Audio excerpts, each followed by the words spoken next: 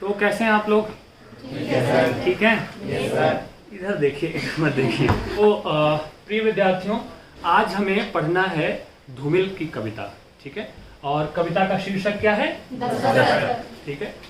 इससे पहले कि मैं कविता पे आऊँ, कायदे से मुझे इस बारे में आपसे बात करनी चाहिए कि धूमिल का काव्य परिचय और उनके व्यक्तित्व के बारे में बात करनी चाहिए थी मुझे, पर उसके लिए मैं एक वीडियो बनाऊंगा आपको। ठीक है, और वो वीडियो आपको ग्रुप में मैं सेंड करूंगा, वहां से आप उसे देख लीजिएगा। आज सिर्फ और सिर्फ हम चर्चा करेंगे धूमिल की कविता किस पे? दस्तक। ठीक है, चलिए। अच्छा, आप में से बहुत सारे लोगों के मन में एक बात आती होगी, दस्तक होता क्या है? दस्तक कहते किसे हैं? क्या है दस्तक? दस्तक का अर्थ क्या होता है? ये जो शब्द है ना, सुना है आपने ना? पहली बार तो नहीं सुन रहे हैं। तो दस्तक जो शब्द है, इस शब्द का अर्थ क्या होता है? बताएगा कोई आप में से? आप कहते हैं ना कि किसी ने दस्तक दी है तुम्हारे दरवाजे पे। ठीक है, तो दस्तक का जो सही अर्थ होता है, शाब्दिक अर्थ होता है, वो आहट या दरवाजा खटखटाना। ठीक है, किसी के आने की आहट या दरवाजा खटखटाना, ये सामान्य अर्थ होता है दस्तक शब्द का। लेकिन कविता में जो दस्तक शब्द है वह गहरा अर्थ लेकर के प्रकट हुआ है। ये जो दस्तक है, जब कोई आपके दरवाजे पे आता है तो क्या नॉक करता है ना? दस्तक करता है। कवि इस पूरी कविता में ये बताने की कोशिश करना चाह रहा है, या उसने इस बात की ताकीद की है कि मनुष्य के जीवन में हमेशा संभावनाएं, उम्मीदें दस्तक देती हैं। ठीक है ना? घोर निराशा से निराशा और अंधकार से अंधकार भरे समय में भी उम्मीदों की रोशनी हमारी जिंदगी के दरवाजे पे दस्तक देती है। ये बात और है कि हम उसे कितना पहचान पाते हैं और कितना नहीं पहचान पाते हैं। तो इस पूरी कविता में दस्तक जो शब्द है वो उम्मीदों का दस्तक है। ठीक है, आशा का दस्तक है। और कैसे मनुष्य के जीवन में संभावनाएं, उम्मीदें, आशाएं दस्तक देती हैं, चाहे रात कितनी भी अंधेरी क्यों ना हो, सफर कितना भी मुश्किल क्यों ना हो, उम्मीदों का कारवां हमेशा मनुष्य के जीवन में कहीं ना कहीं, कभी ना कभी, किसी न किसी माध्यम से झिलमिलाता है, आता है वापस। इस पूरी कविता में उसी विषय की बात धूमिल ने की है। अब दस्तक शब्द की हम बात कर रहे थे, तो दस्तक शब्द का इस्तेमाल कई बार कई सारी शायरियों में भी मिलता है। किसने दिल पे दस्तक दी, है ना? राहत इंदौरी का नाम सुना है आपने? राहत इंदौरी बहुत बड़े शायर हुए उर्दू की दुनिया के। तो उनकी एक बड़ी अच्छी शायरी है, वो दस्तक पे ही है। वो जब भी कभी किसी बड़े समारोह में जाते हैं तो वो अपने दर्शकों को, जो उनके श्रोता हैं, उनको संबोधित करते हुए एक बहुत अच्छी शायरी करते थे। अक्सर मैंने उनको सुना है। वो कहते हैं कि किसने दस्तक दी? क्या कहा? किसने दस्तक दी? किसने दस्तक दी? ये कौन है? किसने दस्तक दी? ये कौन है? आप तो अंदर हैं, बाहर कौन है? आई बात समझ में? अपने दर्शकों को कहते हैं कि आप तो दिल के भीतर हैं, ये बाहर कौन बैठा हुआ है? तो ये जो दस्तक शब्द है, आने की जो आहट है, इस पूरी कविता में संभावनाओं की आहट लेकर यह कविता जो है, इसमें धूमिल ने बताने की कोशिश की है। संभावनाओं के ऊपर ये पूरी कविता है। दस्तक से मतलब उम्मीदों से है, आशा से है। ठीक है ना? उम्मीदों की रोशनी से है। कोई एक कविता जो होती है ना, वो कविता एक सार्वभौमिक अर्थ रखती है। सार्वभौमिक अर्थ की सर्वसाधारण अर्थ उसका क्या हुआ, और दूसरा अर्थ वह यह रखती है कि जिस समय वो कविता लिखी गई है, किन परिस्थितियों को ध्यान में रख करके वो कविता लिखी गई है। आई बात समझ में? तो जब हम सार्वभौमिक अर्थ की बात करते हैं दस्तक कविता की, तो इसका सार्वभौमिक अर्थ तो निकलता है उम्मीदों पे, आशाओं पे, आशावादी कविता है। ठीक है, लेकिन जब हम इसका कंटेम्पररी, उस दौर का कंटेम्पररी, ठीक है ना, उस समय की स्थिति पे जब हम बात करते हैं कि उस समय कैसा समय था और किन चीजों को ध्यान में रखकर कवि ने ये कविता लिखी होगी, तो हमारे सामने ध्यान आता है कि यह कविता आज़ादी के बाद की कविता है, जब देश में पंडित जवाहरलाल नेहरू की सरकार बन चुकी थी। और हमें ये उम्मीद थी कि आज़ादी के बाद जब अंग्रेज इस देश से जाएंगे तो हम बहुत ज़्यादा प्रगति करेंगे। ठीक है ना? देश बहुत ज़्यादा विकसित होगा, देश बहुत ज़्यादा आगे बढ़ेगा। लेकिन जो हमारी उम्मीदें थी उस मात्रा में वो चीजें परिणाम में दिखाई नहीं दे रही हैं। बेरोजगारी का बोलबाला था, ठीक है ना, लोग परेशान थे, रोटी की समस्याएं थी। आप सब जानते हैं कि देश गरीबी और भूखमरी की एक बहुत खराब दौर से गुजर रहा था।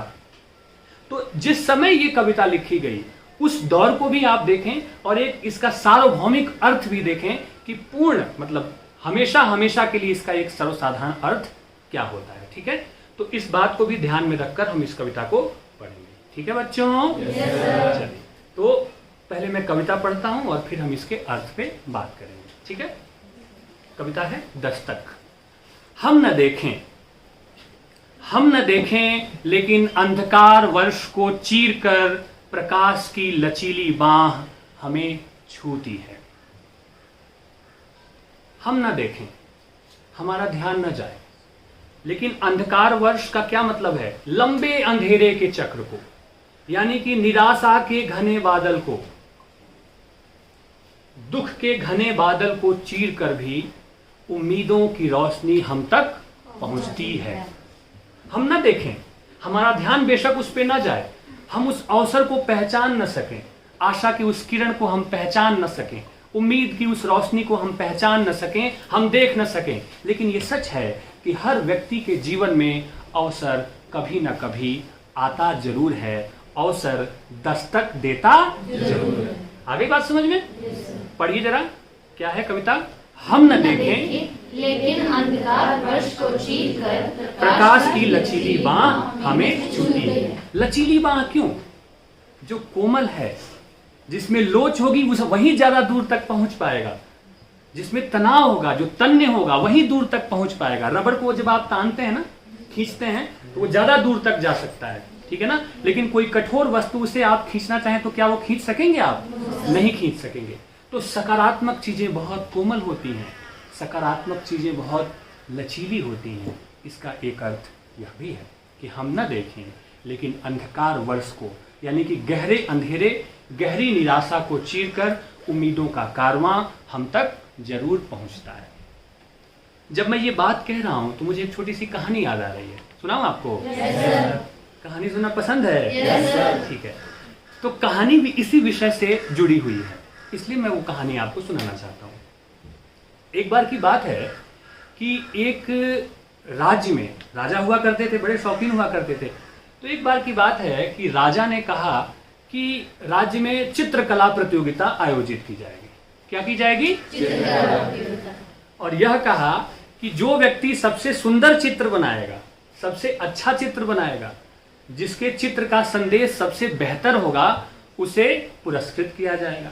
तो जाहिर सी बात है, राजा जब पुरस्कृत करता है तो बहुत सारे धन दौलत देता है ना।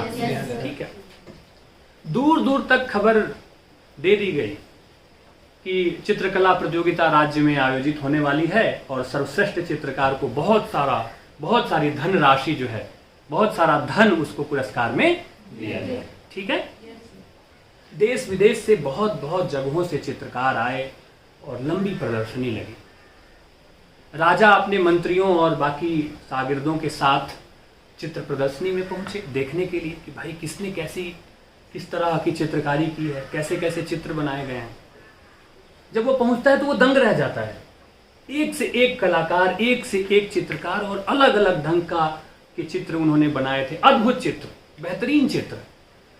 समझ में ही नहीं आया कि वो कहे तो क्या कहे, करे तो करे क्या, प्रशंसा करे तो कैसे करे। ठीक है, घूमते घूमते जब भी वो किसी चित्रकार के पास जाता, चित्र देखता, तो पूछता उससे, माफ कीजिएगा, उससे वह पूछता कि आपके इस चित्र बनाने का मकसद क्या है, क्या कहना चाहते हैं। और सभी अपना अपना भाव उसको बताते कि भाई मैंने इस चित्र को मेरे बनाने के पीछे कारण क्या है। ठीक है, आगे बढ़ते रहे। एक चित्रकार के पास पहुंचे तो वो चित्र बड़ा ही अजीबोगरीब था, अद्भुत चित्र था।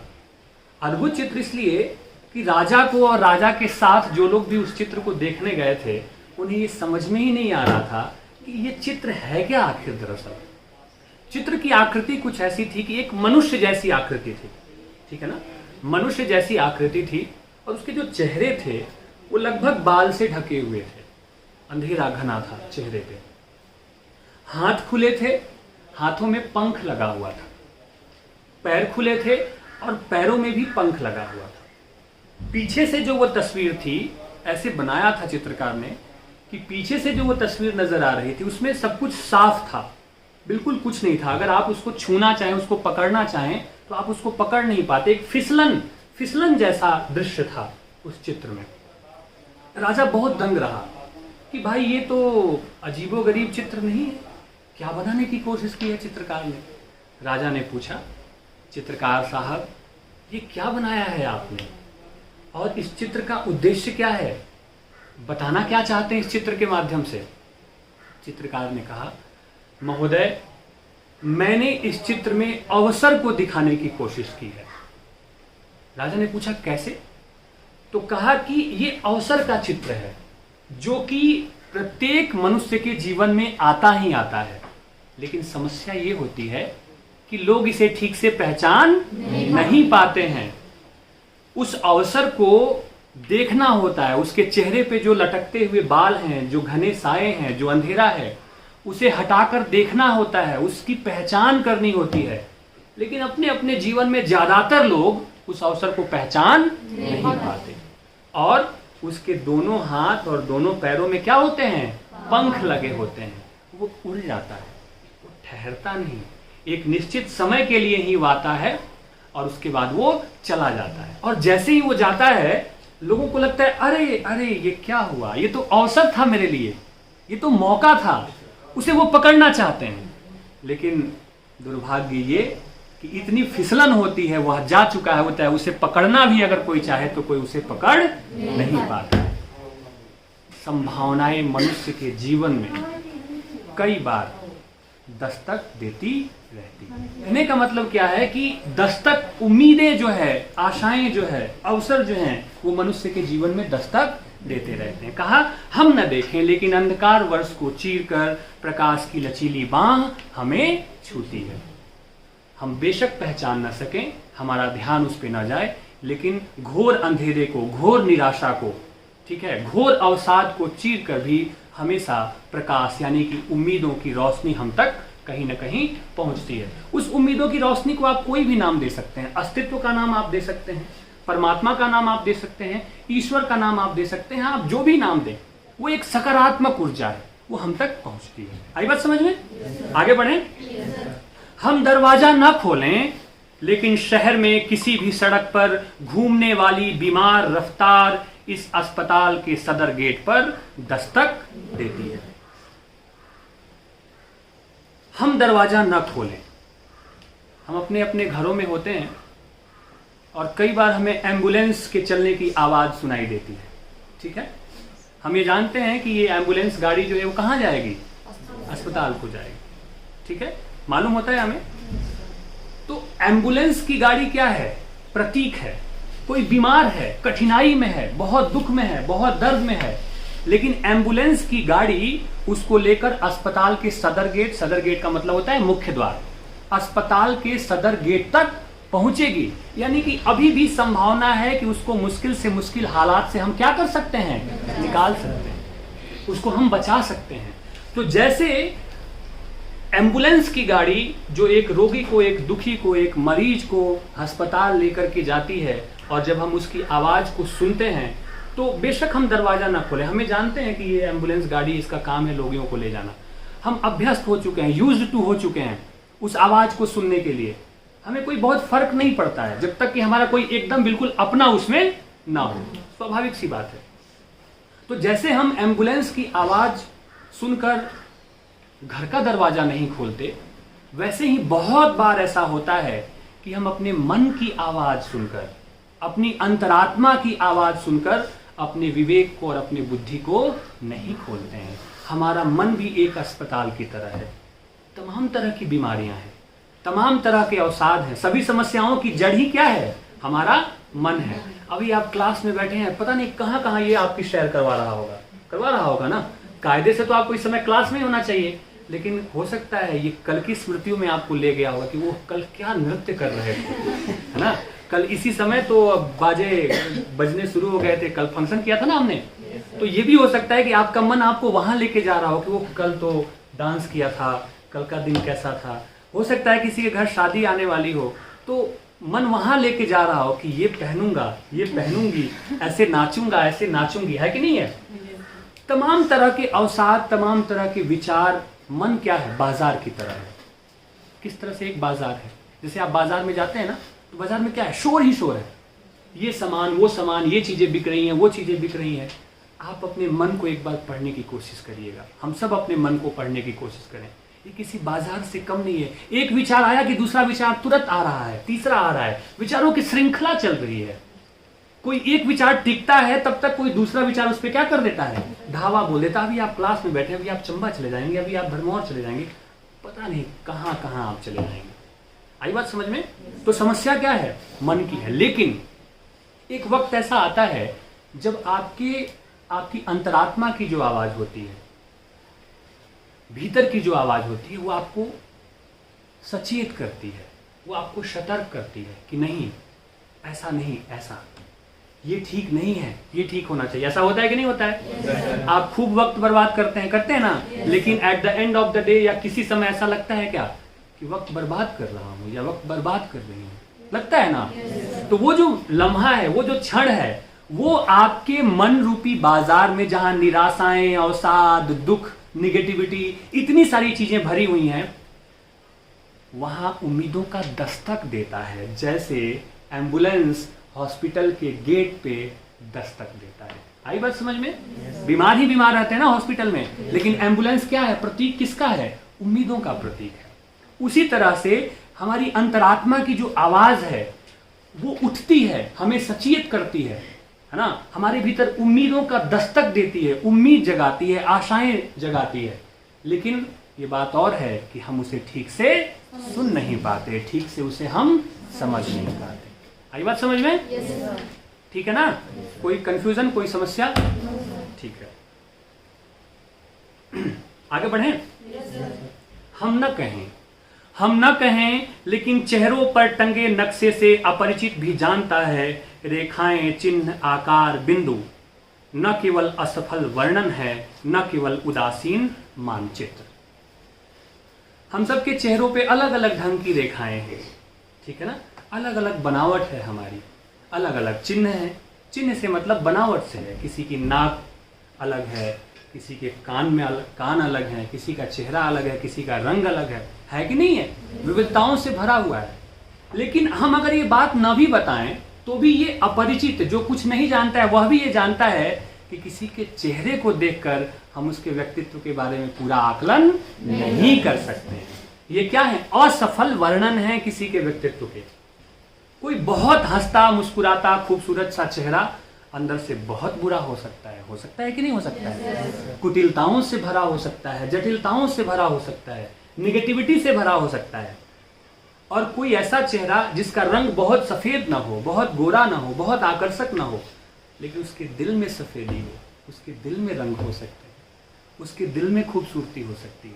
तो कवि ने कहा, और ऐसे भी आज के दौर में क्या हमेशा से ये बात रही है कि मनुष्य नकाब ओढ़ के चलता है, होता कुछ और है और दिखाता कुछ और है।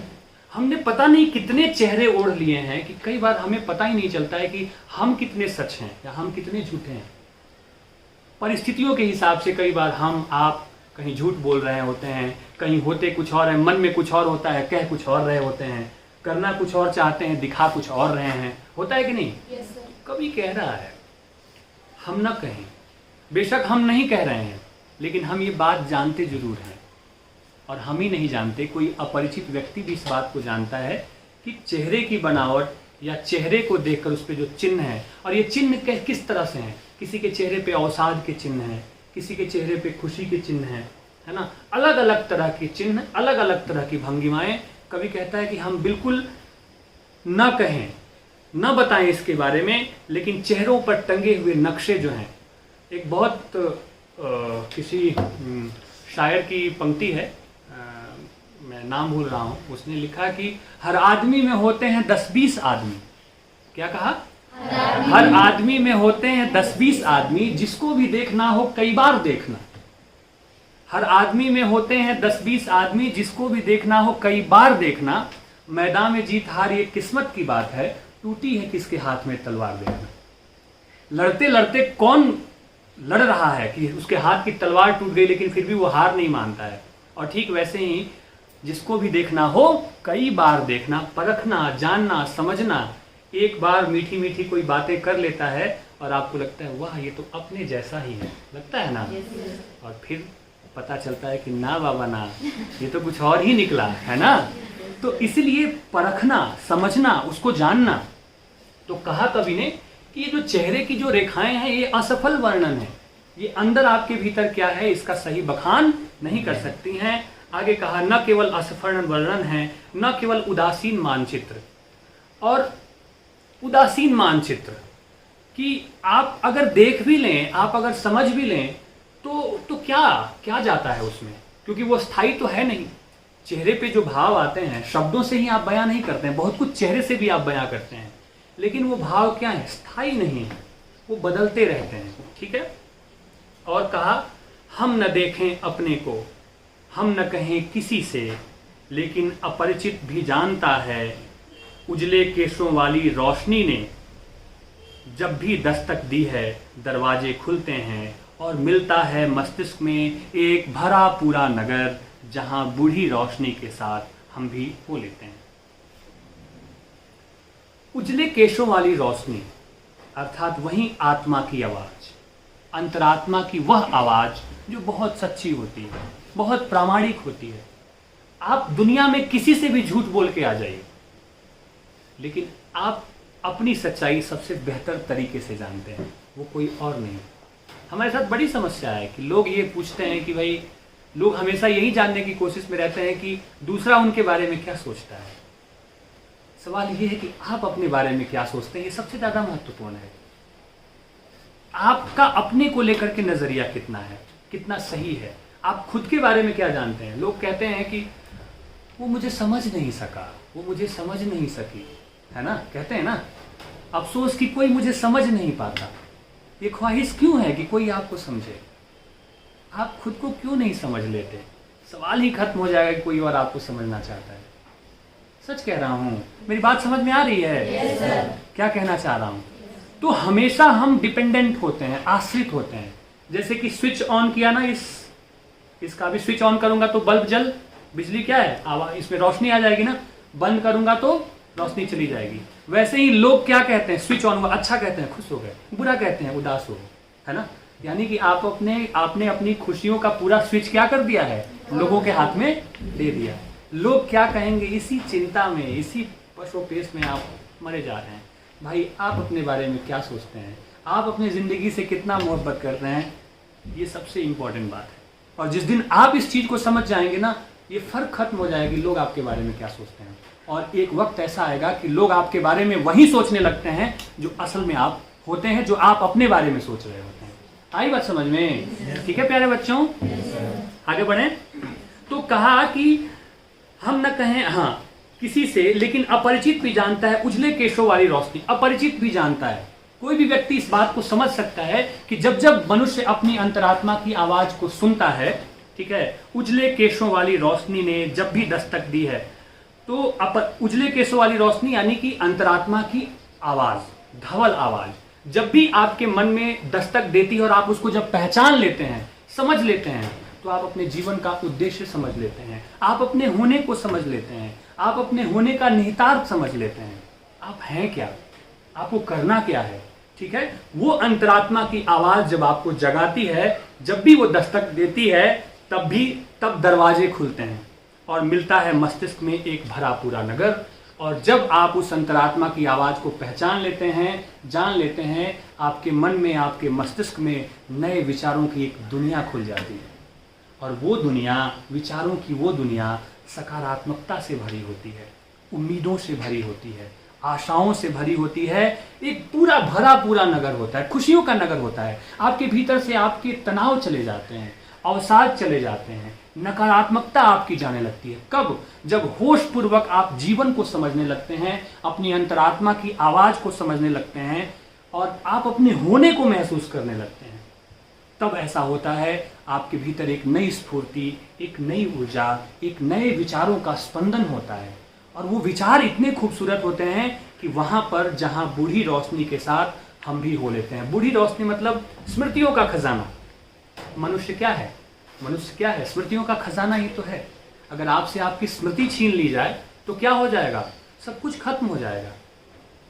स्मृति का इतना आप पहचान रहे हैं ना कि मैं आपका शिक्षक हूं और मैं पहचान रहा हूं कि आप मेरे बच्चे हैं। आप ये भूल जाएं, ये याददाश्त आपकी खत्म हो जाए कि मैं आपका शिक्षक हूं, आप कैसे व्यवहार करेंगे? कैसे करेंगे? आप घर जाएं और भूल जाएं कि ये आपकी माँ है, क्या करेंगे आप? जीवन समाप्त, उसका कोई बहुत मोल नहीं रहेगा। तो याददाश्त, यादें, स्मृतियां आपको आपके जीवन में रस घोलती हैं, आपके जीवन को खुशियों से भरती हैं। आप घर जाते हैं, पहचानते हैं कि ये मेरी बहन है, आप उसको गले लगा लेते हैं, है ना, माँ के पैर छूते हैं और उनके गले से लिपट जाते हैं। जब आप ये सब कुछ भूल जाएंगे, क्या बचेगा आपके पास? कुछ बचेगा? तो स्मृतियों का, जीवंत स्मृतियों का, यादों का एक नया कारवा खुलता है आपके जीवन में, जहां सब कुछ सकारात्मक है, जहां सब कुछ बेहतर है, और उसके साथ आप जीवन के एक नए सफर पर, एक नई उम्मीद के साथ, एक नई आशा के साथ, एक नई रोशनी और एक नए विश्वास के साथ चल पड़ते हैं। चल पड़ेंगे आप भी? उम्मीदों का कारवां खुलेगा आपके भीतर? आशा के दीप जलेंगे? ऐसा लगता है? कविता, कहानी, कुछ भी जब हम पढ़ते हैं तो उसका सिर्फ मतलब ये नहीं होता है कि परीक्षा में हम उसकी सही व्याख्या कर दें। उसका सही अर्थ होता है साहित्य पढ़ने का कि जीवन में वो कितना हम उसे अपना पाते हैं, कितना हम उसको जोड़ पाते हैं अपने जीवन के साथ। 100% चीज़ें कभी नहीं हो पाती हैं, मैं भी ये मानता हूँ, लेकिन महत्वपूर्ण ये है कि उसको हम महसूस कितना करते हैं। क्या हम कभी खुद में खोजते हैं कि हमारे भीतर हम कितने आशावादी और कितने निराशावादी हैं? अपने आप को टटोलने की कोशिश कीजिए। कोई भी घटना हो ना तो आपके दिमाग में आता क्या है? सडन क्या आता है? पहला रिएक्शन क्या होता है? पॉजिटिव या निगेटिव? निगेटिव होता है ना। उसको पॉजिटिव में कैसे बदल सकते हैं? कैसे उसे बेहतर कर सकते हैं? जो होना है वो तो हो चुका है, उसे आप बदल नहीं सकते। आपको करना क्या है? हौसले से उसका सामना करना है। तो जो हो गया है उसको लेकर अगर आप निराश हो जाएंगे तो चीजों को बदलने की ताकत आपकी क्या हो जाएगी? खत्म हो जाएगी। इसलिए जो हुआ है उसे समझना और समाधान की तरफ आगे बढ़ना, ये होता है उजले केशों वाली रोशनी का आपके भीतर आना, उम्मीदों की रोशनी का आपके भीतर आना। मुझे उम्मीद है कि आपको कविता ठीक से समझ में आ गई होगी।